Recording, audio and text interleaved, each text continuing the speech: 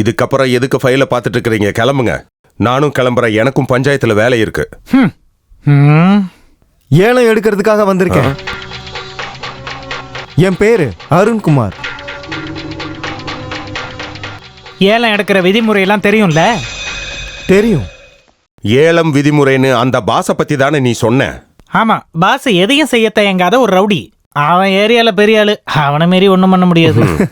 தெரியும். அதை தெரிஞ்சுக்கிட்டு தானே நான் இங்க வந்தேன். வாங்க.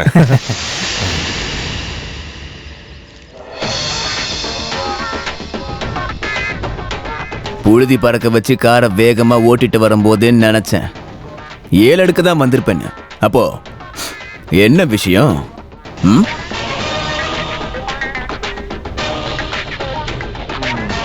நம்ம ஊர் தலைவர் சொல்லலையோ முட்டுக்காடு ஆளுங்களை பத்தி? ஏலம் அமௌண்ட்ல 10% முதல்ல கொடுக்கணும். அப்புறம் மாசம் மாசம் காசும் கொடுக்கணும். அதுக்கு அவன் வச்சிருக்கிற செல்ல பேரு கப்பம். இது அவங்க அப்பன் காலத்துல இருந்து எல்லாரும் கொடுக்கறது வழக்கம். முதல்ல பவரை யூஸ் பண்ணி வாங்கினாரு. அப்புறம் அது மாமூலாச்சு, கலாச்சாரமாச்சு. ஆனா நான் 10 பைசா கூட கொடுக்க மாட்டேன். அதை வாங்க எங்களுக்கு தெரியும். அது நடக்காது. போய் சொல்லுவோம் பாஸ் கிட்ட, இந்த அருணோட விளையாடுனா ரொம்ப கஷ்டப்படுவான்னு. Full load அடுத்துன தெரிச்சிருவேன். மறுபடியும் நம்ம பார்க்க வேண்டியது இருக்கும். எங்க வரணும் எப்ப வரணும் சொல்ல வந்துடுறேன். வாங்கடா.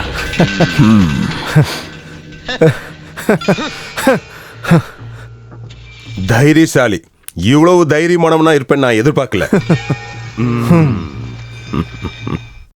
கடவுளே காப்பாத்து. அது கஷ்டம் தான் சார். பாஸ்கரே எழுத்து பேசினதுனால நம்ம ஊர் அங்காள பரமேஸ்வரியே காப்பாற்ற நினைச்சாலும் முடியாது.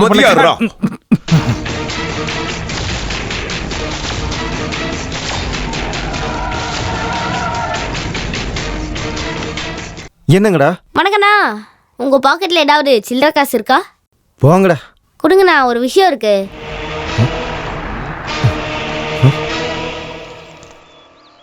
இந்தா, என்ன விஷயம்? ஹெட் விழுந்துச்சு, ஹெட் விழுந்துச்சு, ஹெட் விழுந்துச்சு.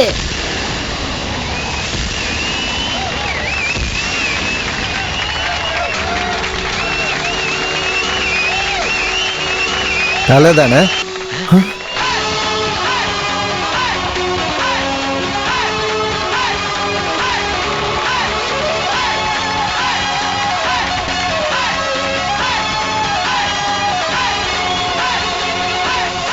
நீ தானே அருண்குமார்? நானே தான். என்னையா வேணும் உனக்கு? என் ஊர்ல எதுக்கு பிரச்சனை பண்ணிக்கிட்டு இருக்க?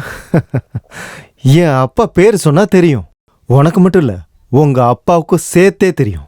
சில வருஷத்துக்கு முன்னாடி குவாரிய அடிச்சு புடுங்கி உன் அப்பன் ஊரை விட்டு அனுப்பின ஆண்டோ, அந்த ஆண்டோவோட பையன் தானா? இப்ப புரியுதா? அப்ப அதான் விஷயமா? அப்பனுக்கு பதிலா பழி தீக்க வந்த வாரிசாடா நீ? ஒரு தடவை முடிவை எடுத்துட்டா அதை முடிச்சுதான் பழக்கம் எனக்கு. இப்பவும் அதை தான் செய்ய போறேன்.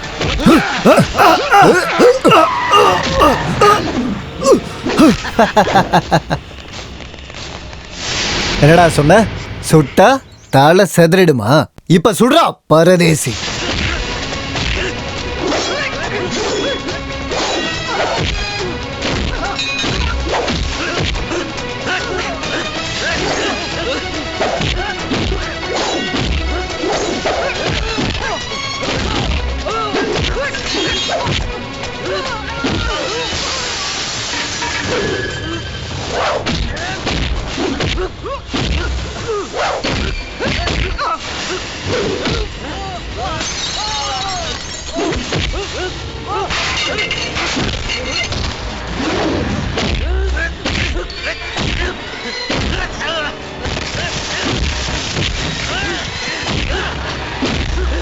தூக்கி போட்டு மெதினா அவனை.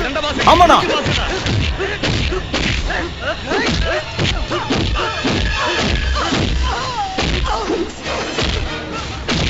தூக்கி போடு.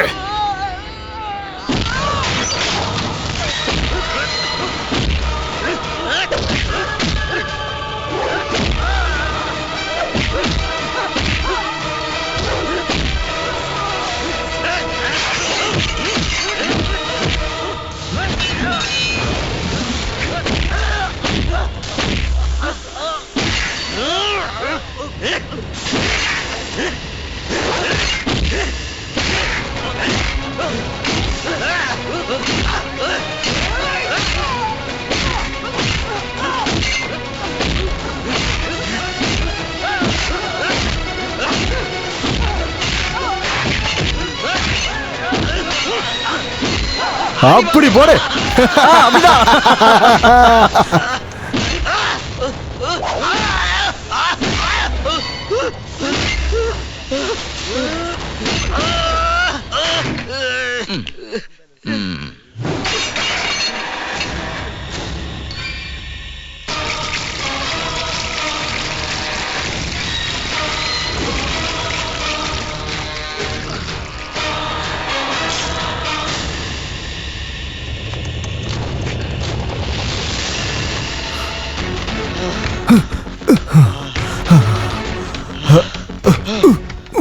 எங்க அப்பா செம்மனூர் பாஸ்கரனை ஜெயிக்க உங்க அப்பா ஆண்டோவாலேயே முடியல. அவருக்கு பிறந்த புள்ளடானா. நல்லா கேட்டுக்க, திமிர்ல பிடிவாதம் பிடிச்சனா இந்த மாதிரி மறுபடியும் நடக்கும். அது எந்த ஊரா இருந்தாலும் சரி, புரியுதா? குவாரிய ஏலம் எடுக்கிறதுக்கு ஒரே ஒரு ஆள் தான் வந்தாரு. அவர்தான் அந்த அருண்குமார். இது அப்படியே சும்மா விட முடியாது. நம்ம பாஸுக்கு எதிரா பெரிய போராட்டத்தை நம்ம நடத்தணும். என்ன எதிர்க்கட்சி தலைவரே, உங்களுக்கு சளி பிடிச்சிருச்சா? பாசுவுக்கு எதிரா ஒரு போராட்டம் சொல்றதுக்கும் நல்லா இருக்கு, கேட்கறதுக்கும் நல்லா இருக்கு. ஆனா அவனுக்கு எதிரா கொடி பிடிக்க யாராவது ஒருத்தன் கிடைப்பான்னு உங்களுக்கு தோணுதா? எல்லாருக்கிட்டையும் அவன் மாமூல் வாங்கினாலும் ஜனங்க முன்னாடி அவன் ஒரு ஹீரோயா, தலைவன். அது மட்டுமா, குவாரி எடுக்க வர்றவங்க கூட அவனுக்கு தனியா மாமூல் வெட்டணும். அந்த பழக்கம் அவங்க அப்பன் பாஸ்கரங்காலத்துல இருந்தே ஏற்பாடு பண்ணது.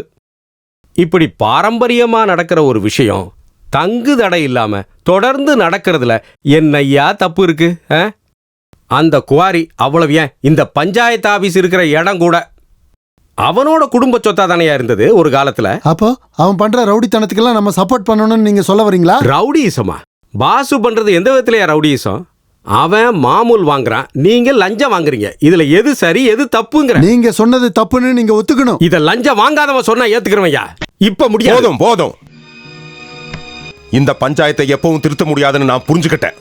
உங்கள மாதிரி ஆளுங்க தான் இந்த பஞ்சாயத்தோட சாபம். வாயா.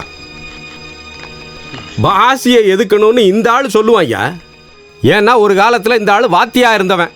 இவங்கிட்ட படிச்ச பாசி இவனை ஒண்ணும் பண்ண மாட்டான். ஆனா நம்ம விஷயம் அப்படியா? நம்மளை கொன்னு போதச்சிட மாட்டான்.